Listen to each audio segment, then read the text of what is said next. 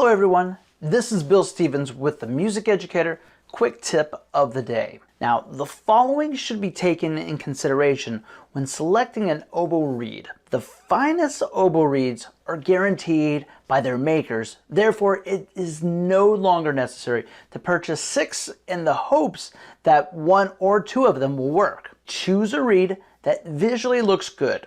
Know that the color of the binding or the nail polish has nothing to do with the reed's quality, but well-cut cane carefully bound is a sign of fine craftsmanship. A good reed will have cane tips that look something like 2 subtle curves when dry. Avoid jagged edges inside the metal tube and be sure to look through the cork end of the reed hole facing the light. Avoid inaccurate alignment of the cane and the tube. The oval-shaped opening at the small end of the tube should be parallel to the oval-shaped opening between the cane tips. Next, avoid tiny cracks in the cane, which appear most frequently close to the binding. Avoid a feathered appearance of the cane tips and slivers of cane at the sides of the reeds. Be sure to avoid cane tips which are in a flat parallel position when dry.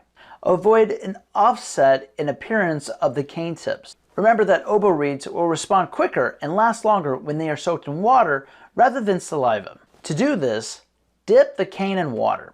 Remove and place the reed in a safe space while the cane soaks in the film of the water which clings to it. Note that if you soak the reed for too long, the bladder skin will come off and eventually the reed will lose the potential for a long life because it will become swollen like a waterlogged piece of wood.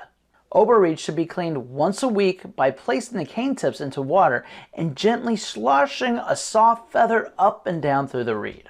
If a reed is too stiff, you can partially correct this by pressing the 2 moistened cane tips together. In contrast, if an oboe reed is too soft, you can temporarily correct this by pressing the moistened canes at their sides, thus causing them to bulge slightly. And that's the Music Educator Quick Tip of the Day.